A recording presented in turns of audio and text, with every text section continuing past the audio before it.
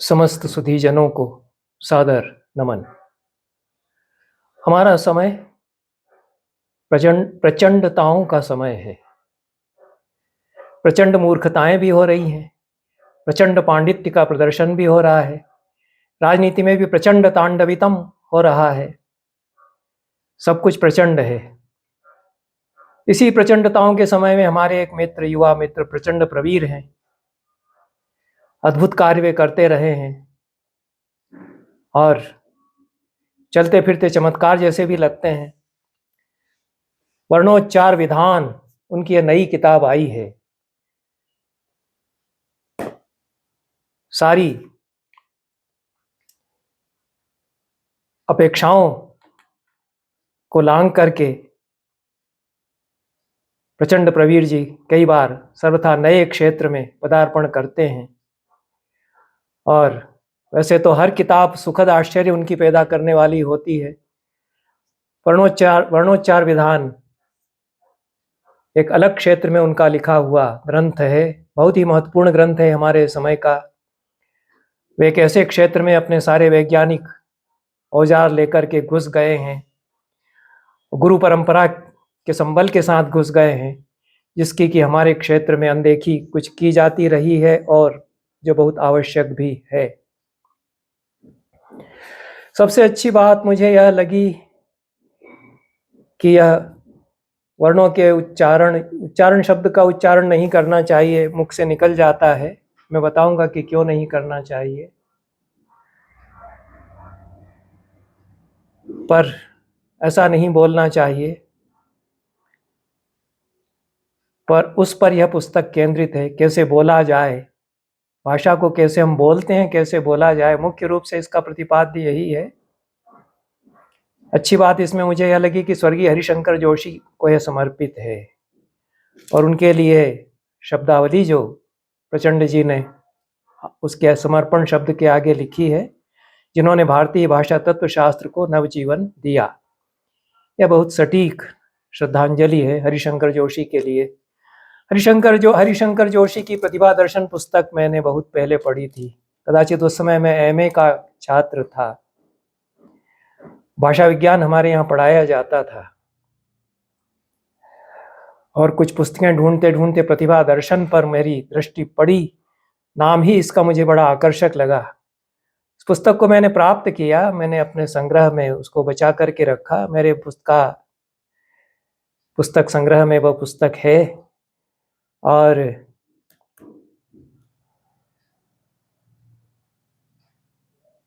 इस पुस्तक की छपने के पहले एक प्रति मुझे देखने के लिए भेजी गई थी। उसमें वर्णोच्चार विधान नाम, जहाँ तक मुझे ध्यान आ रहा है, नहीं था।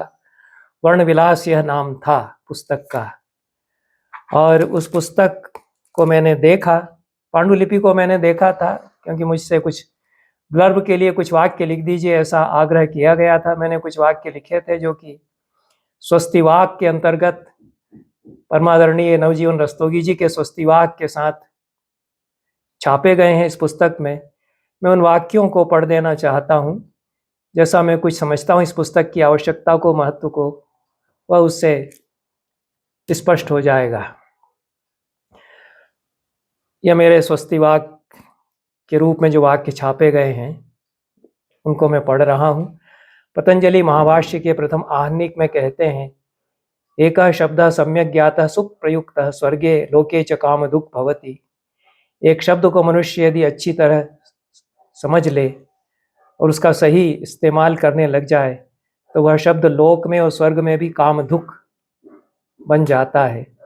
शब्द को सम्यक कैसे जानेंगे? सबसे पहले उससे पहचान करना होगी। शब्द से पहचान कान और जबान से होती है। सबसे पहले शब्द को जाना जाए, उसे बोलकर देखा जाए, सुनकर के परखा जाए, फिर बोलकर देखा जाए, तो शब्द हमें अपनाने लगता है, वह हमारा बनने लगता है और हमारे भीतर अपना रहस्य लोक खोलने लगता है। शब्द रहस्य लोक कब खोलते हैं यह जानना चाहिए। शब्द से पहचान, शब्द संधान और शब्द मैत्री की आनंददायक यात्रा का पहला कदम जहाँ पड़ता है उसे शिक्षा कहा गया है। और शिक्षा से आशय जिसे आजकल एजुकेशन कहा जाता है उससे नहीं है। शिक्षा को इतना वजन हमारे पुरखों ने दिया कि वेदांगों में सबसे पहले उसे गिनाया गया। शिक्षा शब्द को सुनने और बोलने की कला, शिक्षा शब्द से सुनने और बोलने की कला सिखाने वाला शास्त्र, यह अर्थ समझना चाहिए। शिक्षा शास्त्र के अंतर्गत वैदिक परंपरा में जो ग्रंथ लिखे गए उन्हें प्रातिशाख्य कहा गया। इसके अतिरिक्त भी बहुत से शिक्षा ग्रंथ बाद में लिखे गए। आधुनिक भाषा विज्ञान में स्वन विज्ञान और स्वनिम विज्ञान के अंतर्गत इस विषय का आंशिक परामर्श ही हुआ है, और संस्कृतेतर भारतीय भाषाओं में तो शिक्षा की परंपरा पनपी ही नहीं है। यह मेरी गलत फहमी भी हो सकती है, और कम से कम फारसी में तो अच्छी परंपरा है, ऐसा मुझे लगता है। भाषा मनुष्य की पहचान है। भाषा शब्दों से रची जाती है और शब्द वर्णों से निर्मित होता है। जो मनुष्य वर्णों की पहचान सही नहीं कर पाता, वह शब्दों को ही कैसे पहचानेगा? और शब्दों को ही सही नहीं पहचानेगा तो भाषा को जानकर उसके माध्यम से अपने आप को और विश्व को जानने का सही उपक्रम भी वह कैसे कर पाएगा?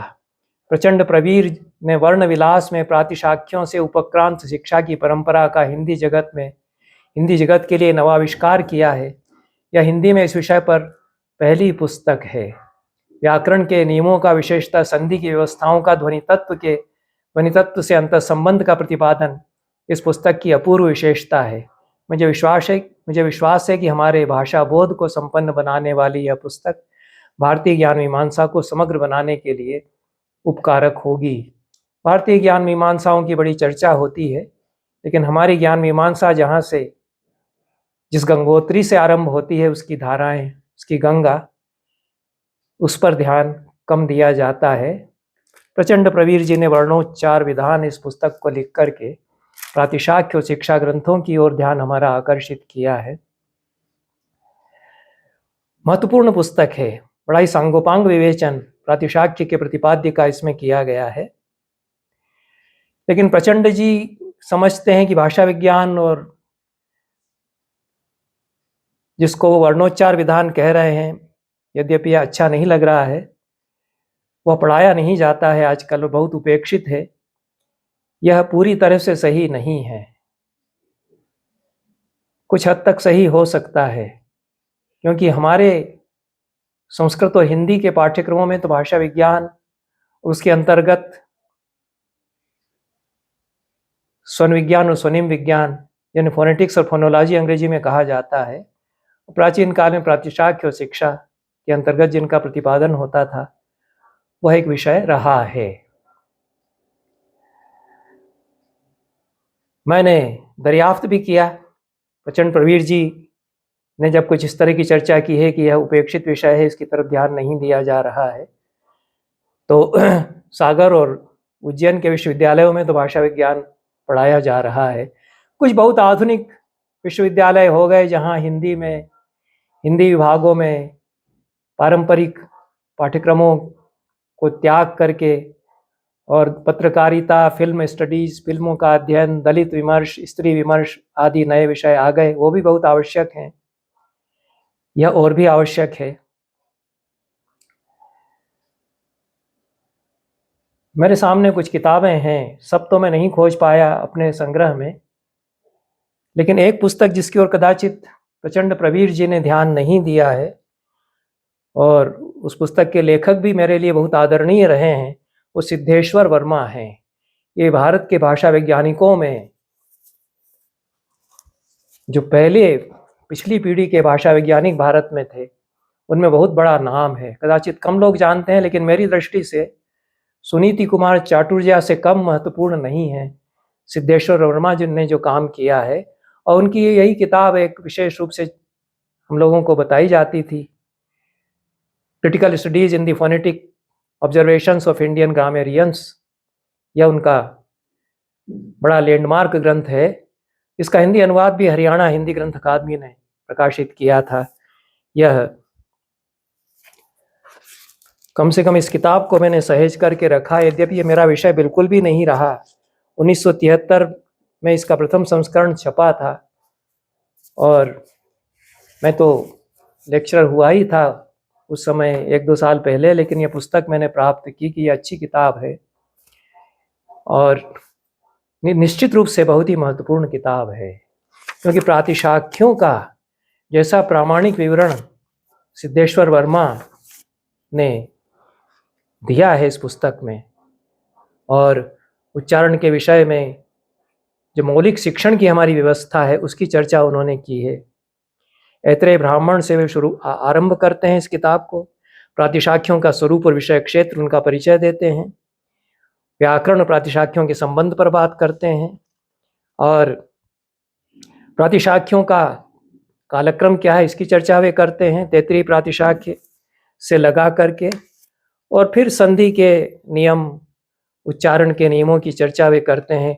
आधुनिक भाषा विज्ञान में बहुत अच्छी गति है सिद्धेश्वर वर्मा की, तो जितना जो कुछ मैं समझ पाया, यद्यपि मैं भाषा विज्ञान और स्वन विज्ञान और स्वनिम विज्ञान का विशेषज्ञ बिल्कुल भी नहीं रहा, मेरे लिए बल्कि अरुचिकर विषय हुआ करता था, लेकिन हमारे यहाँ महत्व देकर के पढ़ाया जाता था। जिस विश्वविद्यालय में मैं संस्कृत विभाग का एमए का छात्र रहा, क्योंकि हमारे गुरु प्रोफेसर रामजी उपाध्याय बाबूराम सक्सेना के शिष्य थे। बाबूराम सक्सेना तो भारत में भाषा विज्ञान की नींव डालने वाले आचार्यों में से माने जाते हैं।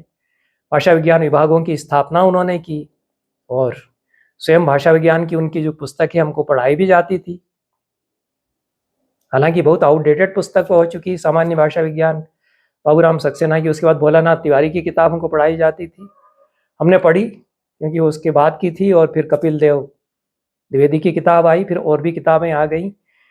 भाषा विज्ञान जिस समय में हमने एमए किया उस समय बहुत महत्वपूर्ण बन चुका था। विद्यानिवास मिश्र का पदार्पण हो चुका था इसके क्षेत्र में कुछ प्रवर्तक कार्य करने के लिए। उनका हमने स्कूल भी अटेंड की, जिसको कि प्रशिक्षण सत्र कहते हैं, उसमें भी गए। भाषा वैज्ञानिकों से कुछ साक्षात्कार उस समय हमारा हुआ, एमए करके निकले ही थे। तो इतिहास में इसलिए बता रहा हूँ कि भारत में भाषा विज्ञान के अध्ययन की, और स्वन विज्ञान और स्वनिम विज्ञान, फोनेटिक्स और फोनोलॉजी जिसको कहा जा रहा है, उसके अध्ययन की परंपरा कुछ विश्वविद्यालयों में रही है। विश्वविद्यालयों को, हमारे विश्वविद्यालयों के बाहर के जो अध्येता हैं वो कभी कभी उपेक्षणीय मान लेते हैं, उपासास्पद मान लेते हैं, भी हो भी गए हैं विश्वविद्यालय हमारे, लेकिन उन्हीं में से यह नहीं भूलना चाहिए कि विद्यानिवास मिश्र भी निकले, उन्हीं में हजारी प्रसाद द्विवेदी बने, कुछ उन्हीं में बड़े बड़े भाषा वैज्ञानिक भी हुए। बाबूराम सक्सेना ने रविशंकर शुक्ल विश्वविद्यालय के कुलपति होने पर वहाँ भाषा विज्ञान विभाग बनाया। सागर विश्वविद्यालय का भाषा विज्ञान विभाग बहुत ही प्रसिद्ध था, और वहाँ द्विवेदी जी थे जो कुरुक्षेत्र में गए बाद में, उनका भी विषय यही था, उच्चारण की चर्चा वे बहुत करते थे। लेकिन एक तो यह पुस्तक है वर्णोच्चार विधान, जो प्रचंड जी की पुस्तक है, उसकी चर्चा मैं करूँगा, लेकिन इस पुस्तक को बहुत महत्वपूर्ण समझा जाना चाहिए, इसके महत्व को जाना जाना चाहिए जितना मैं समझ पाया अपनी अल्पमति से। एक और ग्रंथकार हैं, उनका तो कोई नाम लेवा नहीं है शायद, और कोई उनके शिष्य हैं, वो उन पर कार्यक्रम लगातार कराते हैं, मुझे भेजते रहते हैं। वो प्रभात रंजन सरकार हैं।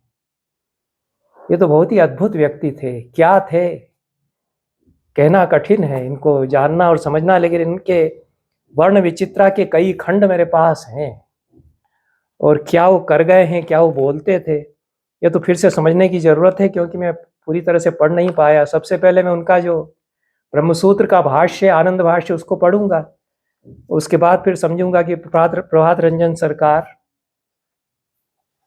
जो कि किसी बहुत बड़े आध्यात्मिक अभियान के भी गुरु हुआ करते थे, उनका चल रहा है, उनका जो अभियान है उसको खत्म करने की चेष्टाएं बहुत की गई, लेकिन प्रभात रंजन सरकार भी कोई हस्ती थे, उनको नहीं मार सके, और उनका जो आंदोलन है प्रऊत इत्यादि नाम से जो कुछ भी था वह भी चल रहा है, उनकी शिष्य परंपरा भी है, उसमें मैं नहीं जाऊंगा, और मेरी उस तरफ कोई प्रवृत्ति, रुचि, गति, मति इत्यादि नहीं है। लेकिन ये वर्ण विचित्रा के जितने खंड हैं तो बहुत ही अद्भुत हैं, और प्रभात रंजन सरकार उच्चारण की चर्चा तो करते ही हैं, लेकिन शब्दों की यात्रा की बात बहुत वे करते हैं, व्याकरण की बात वे बहुत करते हैं, किन स्रोतों से कहाँ से करते हैं। ये अंग्रेजी में भी है, वर्ण विज्ञान उनकी किताब, प्रभात रंजन सरकार उस समय जब धर्मगुरु होते थे तो उनके पास साधन होंगे, तो कई खंडों में ये वर्ण विज्ञान और वर्ण विचित्रा हिंदी और अंग्रेजी में निकले।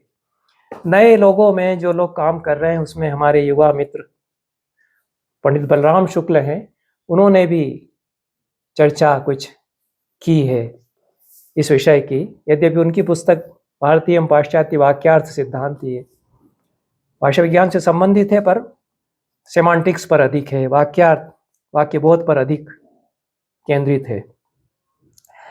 इतना इस पुस्तक में जो आरंभ में कुछ विप्रतिपत्तियां प्रचंड प्रवीर जी ने उठाई हैं, उनको लेकर के मुझे करना थी।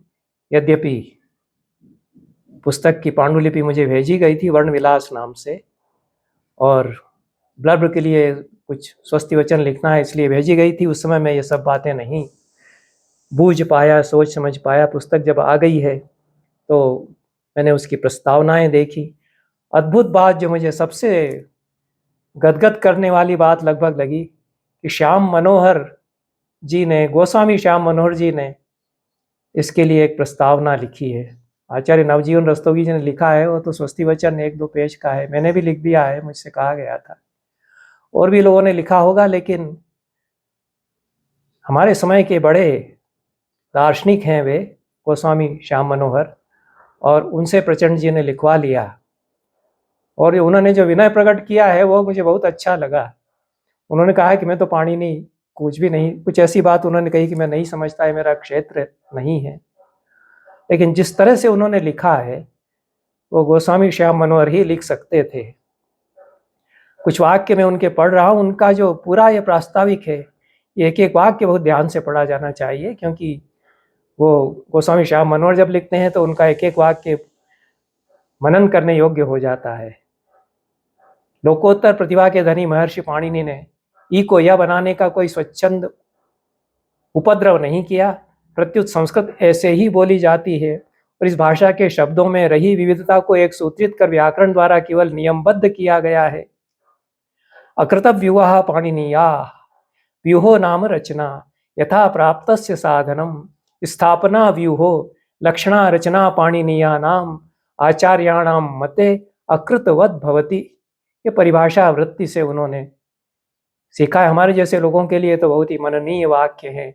और व्याकरण क्या है पाणिनि का, यह इतने में उन्होंने हमको बता दिया। हम तो नहीं जानते थे, ये तो इनका पढ़ के हमको लगा कि हाँ, अकृतव्यूहा पाणिनीया और व्यूहो नाम रचना, इससे समझना चाहिए कि पाणिनि क्या कर रहे हैं।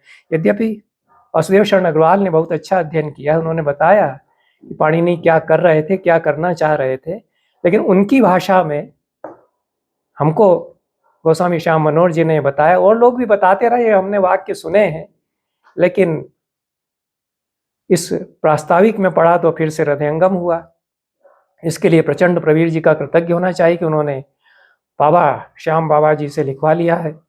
और गोस्वामी श्याम मनोहर कहते हैं आगे कि पाणिनि के अनुगामियों ने व्याख्या शब्दों डेटा का निर्माण नहीं किया, किंतु उनकी व्याख्या के उपकरण टूल्स ऑफ इंटरप्रिटेशन ही केवल बनाए, जो शब्द जैसे वाग व्यवहार में उपलब्ध थे। उनके विविधता के भीतर क्या क्या नियम काम कर रहे थे, ये खोज निकाला। इतना तो उन्होंने बहुत बढ़िया लिखा है। ये तो पाणिनि के बारे में कहना ही चाहिए, यही विद्यानिवास मिश्र भी कह सकते हैं, यही पाणिनि के बारे में और लोग भी कहेंगे, वासुदेव शरण अग्रवाल भी कहेंगे। गोस्वामी श्याम मनोहर ने अपने शब्दों में कहा है, बहुत अच्छे ढंग से कहा है कि हमको बात उतर गई। ये उनका पूर्ववाक है।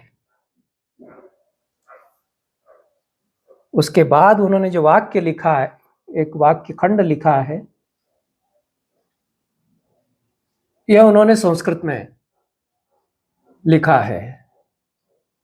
क्षमस्व मन मौढ़्यम। ये किस तरंग में वो लिख गए, ये वही बता सकते हो किससे वो कह रहे हैं। कदाचित पाणिनि से कह रहे हैं। क्षमस्व मन मौढ़्यम संस्कृत में उन्होंने लिखा, ये उनका कथन है। और मेरी मूर्खता को क्षमा करना, ऐसा इसका अर्थ है। प्रारंभ में भी गोस्वामी श्याम मनोहर ने भी कुछ विनय प्रकट करते हुए कहा है कि मैं नहीं जानता इस विषय को। यह बड़े दार्शनिक, बड़े पंडित ही ऐसा कर सकते हैं और कह सकते हैं। आजकल के जो बहुत आधुनिक किस्म के लोग हैं, हमारे मुंह से भी कभी ऐसा वाक्य निकल जाता है कि हम इस विषय को नहीं समझते, तो लोग समझते हैं कि ये पाखंड कर रहे हैं या विनय दिखा रहे हैं। दोनों ही बातें झूठ है। वो सच्चाई का बयान होता है, क्योंकि अपार शास्त्र को जो कुछ जान रहा है कि कितना अपार है, वही यह कह सकता है। और इसलिए यदि कोई बड़ा पंडित जब कहता है कि मैं तो कुछ नहीं समझता हूँ, तो मूर्ख लोग ये समझते हैं कि वह पाखंड पूर्वक विनय प्रकट कर रहा है, क्योंकि उनको कुछ भी पता नहीं कि किस परंपरा से वह कह रहा है। बहरहाल यह तो इतनी मैंने कुछ अनौपचारिक रूप से इधर उधर की चर्चा प्रचंड प्रवीर की इस पुस्तक पर की है, और बहुत अच्छी प्रस्तावना प्रचंड प्रवीर की है, जिसमें बताते हैं कि वीरेंद्र कुमार वर्मा का वो नाम लेते हैं, उनको हम लोग जानते थे। उनका तो काम है ही इस पर, प्रातिशाख्यों पर ही उनका काम था। और सिद्धेश्वर वर्मा तो बहुत वरिष्ठ है, उनसे बहुत पहले के हैं, और उनकी पुस्तक से उन्होंने सहायता ली है। अध्ययन उन्होंने खूब किया है। प्रातिशाख्यों का अध्ययन प्रचंड प्रवीर ने किया है। प्रातिशाख्यों की बड़ी परंपरा है। यह शिक्षा जो वेदांग है उसके अंतर्गत बड़ा विषय है। उन सब की चर्चा उन्होंने अपने की है। और जो काम इसके पहले प्रातिशाख्यों पर हुआ है, सामवेद प्रातिशाख्य पर सूर्यकांत शास्त्री की चर्चा उन्होंने की है। और वे बताते हैं कि वेदांग शिक्षा में प्रमुख ग्रंथ जितने हैं उनका परिचय वे देते हैं। पाणिनि शिक्षा, याज्ञवल्क्य शिक्षा, नारदी शिक्षा, अपिशल शिक्षा, भारद्वाज शिक्षा, सर्वसम्मत शिक्षा आदि। और उनको समझने के लिए भाष्य भी हैं। बहुत महत्वपूर्ण भाष्य हमारे समय में एक लिखा गया पाणिनि शिक्षा पर त्रिनयन भाष्य, जो आचार्य पंडित बच्चूलाल अवस्थी का है। आचार्य पंडित बच्चूलाल अवस्थी स्वयं बहुत बड़ा नाम है इस क्षेत्र में, और यह भी प्रचंड प्रवीर जी की जानकारी को अद्यतन बनाने के लिए मैं यहाँ कहना चाहता हूँ कि पंडित बच्चूलाल अवस्थी से प्रातिशाख्य का अध्ययन करने वाले लोग हैं यहाँ पर उज्जैन में। प्रातिशाख्य परिषद उनकी प्रेरणा से यहाँ स्थापित की गई, जो कुछ काम करती रहेगी, करेगी आगे भी। तो यह प्रातिशाख्यों की परंपरा हमारे समय में चल रही है। पंडितों ने उनकी परंपरा, उस परंपरा को संजो करके रखा है। प्रचंड प्रवीर जी ने नए सिरे से इस विषय का अध्ययन किया और बड़ा काम उन्होंने उस पर किया है, इसमें कोई संदेह नहीं। हिंदी में निश्चित रूप से इस तरह का यह पहला काम है, जैसा मैंने कहा। तो इतनी बातें इसकी प्रशंसा में मैं कहना चाहता हूँ, जिसमें कि कोई अतिशयोक्ति नहीं है। कुछ बातें और कहना चाह रहा हूँ, क्योंकि ये किताब अमृत वांग्मय 40, ये अमृत वांग्मय 40 क्या है, 40 क्यों है, मैं ठीक से नहीं समझ पाया। संपादक इसके बाल मुकुंद पांडे और राकेश मंजुल हैं। ये कौन है मैं बिल्कुल नहीं जानता। स्वत्व जागरण श्रृंखला संपादक नरेंद्र शुक्ल, मैं नहीं जानता कौन है। इनकी बहुत लंबी भूमिकाएं इन महानुभावों की इसमें हैं। ये बाल मुकुंद पांडे और राकेश मंजुल, इनकी लंबी भूमिका है। यो जागार तम ऋचः कामयन्ते शीर्षक से। और दूसरे जो पूरी श्रृंखला के संपादक हैं नरेंद्र शुक्ल, उनकी भी भूमिका है। तो प्रचंड जी ने इतना अच्छा काम कर दिया, प्रातिशाख्यों पर काम किया उन्होंने। क्या आवश्यकता थी उनको कि ये इतने पृष्ठों में इनकी भूमिकाएं, प्रस्तावनाएं उन्होंने रखी हैं। कुछ सोच करके रखा होगा, मैं तो बहुत समझ नहीं पाया कि ये लोग कौन है और क्या कहना चाह रहे हैं। इतना जरूर मुझे लगा कि ये लोग संस्कृत ठीक से नहीं समझते हैं। और फिर तो मैं खाल उधेड़ने के मूड में आ जाता हूँ, क्योंकि भारतीय ज्ञान मीमांसाओं के विचार में प्रचंड प्रवीर जैसे कुछ अपवादों को छोड़ करके नए लोग कुछ ऐसे घुस गए हैं जिनको शास्त्र कुछ पढ़ा नहीं है, पंडितों की सेवा करके शास्त्र सीखा नहीं है, और बहुत बड़ा डम्फान मालवी में हमारे यहाँ कहते हैं वो खड़ा करते हैं। एक तो पुस्तक बहुत सावधानी से छापी जानी चाहिए थी। जिस विषय पर पुस्तक है, भाषा तत्व का ग्रंथ है, तो इसमें ये बातें तो बहुत दार्शनिक इन्होंने की हैं। ये जो दोनों सज्जन हैं, हमारी कथाओं में काल की अवधारणा आवर्ती है, वह यूरोपीय काल की अवधारणा की तरह एक रेखीय नहीं है। इसलिए हमारी चेतना में नया, ब्रैकेट में छपा है छमू, कुछ नहीं है। जो है वह नव, ब्रैकेट में छपा है छमव। ये क्या है भाई? छपवा रहे हैं आप लोग, तो देख लेते कि वो अंग्रेजी के फॉन्ट उसमें क्या छमू और छमव हो गए हैं। अब मेरे सामने समस्या हुई कि नया और नव में क्या फर्क है। बड़ा अज्ञानी प्राणी में हूँ इस मामले में। नया और नव को कैसे नए लोग डिफ्रेंशिएट कर रहे हैं, कुछ मेरी मति में नहीं आ पाता। लेकिन ये बालमुकुंद पांडे, राकेश मंजुल ने अथर्ववेद का मंत्र उद्धृत किया है। क्यों उन्होंने कर दिया है? सानो भूमि विसृजति माता पुत्रम में पया, ऐसा इसमें छपा हुआ है। ये तो अथर्ववेद का इस रूप में मंत्र नहीं है। पुत्र में पया ऐसा छपा हुआ है। वेद का अपमान नहीं करना चाहिए। प्रातिशाख्यों पर जो पुस्तक छापी जा रही है उसमें वो क्या आवश्यकता पड़ गई आपको अथर्ववेद में घुसने की? और अखिल भारतीय इतिहास संकलन योजना बहुत अच्छी है, ठीक है। ये जो है नरेंद्र जी का तो स्वत्व निज भारत गहे, इस शीर्षक से और भी लंबा है। अब इतनी ऊंची ऊंची बातें की जाती हैं, नहीं ज़्यादा हमारे कुछ पल्ले पड़ती हैं।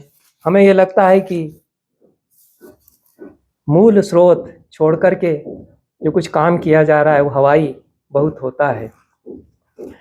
हम मूल स्रोतों को पकड़कर रहने वाले व्यक्ति। बहरहाल इसमें कई पृष्ठ चूंकि इन महानुभावों की लंबी प्रस्तावनाओं में है, इसलिए मुझे यह कहना पड़ा। और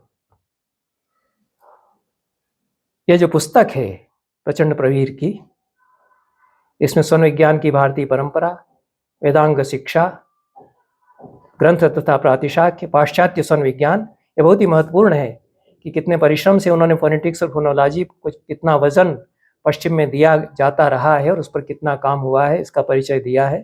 तो चतुष्पदी वाक का दार्शनिक पक्ष, यह पूरे वाणी के 4 पद ऋग्वेद से जिनकी चर्चा आरंभ होती है उसकी चर्चा की है। जो उनका विषय विशेष रूप से है कि अक्षर वर्ण और अंतर्राष्ट्रीय मानकीकरण, उस पर भी चर्चा करते हैं। और वर्ण समामनाएं, देवनागरी लिपि और यूनिकोड, हिंदी वर्णों का अंतर्राष्ट्रीय ध्वन्यात्मक संकेत चिन्ह, हिंदी भाषा की ध्वनियों की उत्पत्ति, मुख की संरचना, कंठ की संरचना, स्वर विचार, ये हमको भाषा विज्ञान में पढ़ाया जाता था। जो ओठों से लगा करके और नीचे गले के नीचे तक भीतर के अवयव हैं, वो आधुनिक यांत्रिक दृष्टि से उनका अध्ययन कैसे होता है। और पाणिनि के व्याकरण में अकु विसर्जनीया नाम कंठ, इचुएशा नाम ताल इत्यादि पारंपरिक विचार, उनके साथ हमको भाषा विज्ञान में ये पढ़ाए भी जाते थे। इनको बहुत व्यवस्थित होकर के, व्यवस्थित रूप में प्रचंड प्रवीर जी ने इस पुस्तक में बता दिया है। यह आधुनिक ज्ञान मीमांसा की दृष्टि से बहुत महत्वपूर्ण योगदान उनका है। और लघु गुरु संयोजन, स्थान और करण भेद, स्वर या अच वर्ण का स्थान, व्यंजन वर्णों का स्थान, करण भेद, आभ्यंतर प्रयत्न, प्रातिशाख्यों में आभ्यंतर प्रयत्न, अंतर्राष्ट्रीय ध्वन्यात्मक मानकीकरण में आभ्यंतर प्रयत्न, ये बहुत तकनीकी विषयों पर उन्होंने अच्छी चर्चा की है, जो कि बहुत ही महत्वपूर्ण है। उस पर उसके सारे पक्षों के परामर्श का यहाँ समय नहीं है। प्रचंड प्रवीर जी का दुर्लभ वैशिष्ट्य और विशेषज्ञता इस क्षेत्र में निश्चित रूप से है, और गहराई में उतर करके उन्होंने इस विषय में कार्य किया है। और बहुत सारे विषय हैं, उत्क्षिप्त व्यंजन ड़ा और ढा पर बात जो करते हैं, जो हिंदी में आ गए हैं।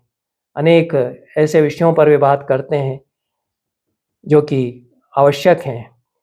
और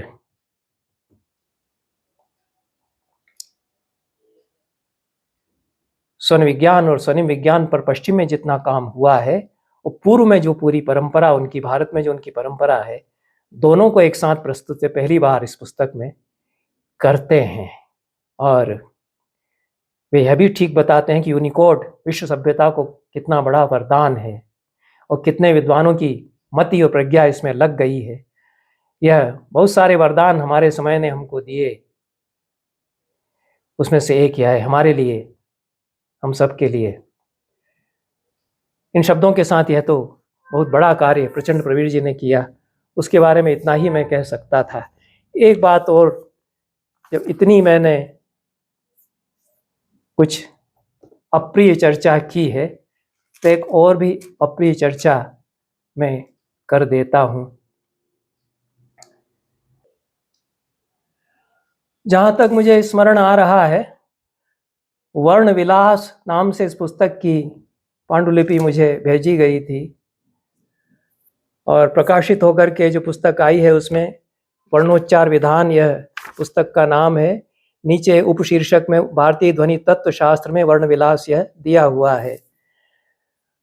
वर्णोच्चार यह प्रचंड जी ने पुस्तक के शीर्षक में, मुख्य शीर्षक में रखा है। पंडित बच्चूलाल अवस्थी जी कहा करते थे कि भैया उच्चार मत बोला करो, इसका अर्थ बहुत अश्लील होता है। और यह वे हमको बता गए, लेकिन अभ्यास वश हिंदी में उच्चारण हमारे मुख से निकल जाता है। नहीं कहना चाहिए, संस्कृत परंपरा वाले को उच्चार और उच्चारण नहीं कहना चाहिए। और बहुत सारे शब्द हो सकते हैं, बोलना कहना कह करके भी काम चला जाएगा, क्योंकि उसका मुख्य अर्थ जो कोशों में मिला वह विष्ठा ही है, पुरीश या विष्ठा ही है। उच्चारः उच्चार्यते परित्यज्यते इति, उत उपसर्ग के साथ चर धातु निच प्रत्यय लगा करके, उसमें निच प्रत्यय और घय प्रत्यय लगा करके उच्चारः जो बनता है वह विष्ठा का अर्थ देता है। और फिर प्राचीन ग्रंथों में उच्चार इसी अर्थ में चूंकि आया है, पंडित बच्चूलाल अवस्थी जी तो धर्मशास्त्र के ग्रंथों के भी बड़े अध्येता थे, तो मूत्रोच्चार समुत्सर्गम दिवा कुर्याद उदंग मुखा, मनुस्मृति में कहा है मूत्रोच्चार कैसे करे। यस्योच्चारम बिना मूत्रम सम्यक वायुश्च गच्छति, धीताग्नेर लघु कोष्ठस्य सितस्तस्योदरामयः, बहुत सुंदर कहा है सुश्रुत संहिता में। उच्चार शब्द सर्वत्र, यह जो विष्ठा मल आदि का विसर्जन है उसके अर्थ में मुख्य रूप से आता है। यद्यपि जिसको हम प्रोनाउंसिएशन कह रहे हैं उसका भी अर्थ वह देता है, लेकिन बहुत बाद में गौण रूप से कदाचित यह अर्थ बताया जाता है कोश ग्रंथों में। उच्चारण जिसको हम आजकल हिंदी में कहते हैं वह भी उसका अर्थ है, इसलिए दोष नहीं है। लेकिन फिर भी इतनी बड़ी परंपरा को सामने रख करके प्रचंड प्रवीर जी लिख रहे हैं, तो इस बात पर भी ध्यान दे लेते कि वहाँ कदाचित उच्चारण शब्द का प्रयोग मुख्य रूप से प्रोनाउंसिएशन के लिए कम होता है। हुआ होगा उच्चारण का, उच्चार का अर्थ प्रोनाउंसिएशन होता भी है और मुख्यतया नहीं होता, क्योंकि उस समय बोलचाल की भाषा में उच्चार उच्चरति, पंडित लोग पाठशाला पद्धति से जानते थे कि उच्चरति का अर्थ क्या होगा, वो मूतने जा रहा है, मूत रहा है, ऐसा अर्थ होगा, इसलिए वो मना करते थे कि ये मत बोला करो, तो ठीक करते थे। बहुत सारे उदाहरण मेरे सामने प्राचीन ग्रंथों के उस तरह से हैं। तो यह इसका नाम ऐसा आ गया है, इतना मैं कहना चाहता था। यद्यपि इससे कोई अंतर नहीं पड़ता, प्रचंड प्रवीर जी ने काम बहुत बड़ा किया है और मेरी ऐसी कुछ कुमति है कि मेरा ध्यान इस तरफ चला गया। इसको न कहते तब भी कोई बात नहीं थी, पुस्तक तो बहुत ही महत्वपूर्ण है, उस पुस्तक का महत्व इससे कम नहीं हो जाता। शीर्षक में उच्चार रहे या जो भी रहे, नाम में क्या रखा है यह मान लेना चाहिए, लेकिन परंपरा कहीं न कहीं से, जो हमारे जिस परंपरा की बात प्रचंड प्रवीर जी कर रहे हैं, प्रातिशाख्यों की परंपरा, वहाँ जो शिक्षा, वो शिक्षा कहते हैं, उच्चारण विज्ञान कह देते। जैसा आजकल फोनेटिक्स और फोनोलॉजी के लिए स्वन विज्ञान और स्वनिम विज्ञान शब्द हैं, तो उच्चारण विज्ञान कह सकते थे, नहीं कहा, वहाँ पर शिक्षा कहा है। तो इस परंपरा से प्रचंड प्रवीर जी जुड़ते हैं, मैं उनको बधाई देता हूँ, बहुत बड़ा कार्य उन्होंने किया। इन शब्दों के साथ यह वक्तव्य समाप्त करता हूँ। सबको धन्यवाद, नमस्कार।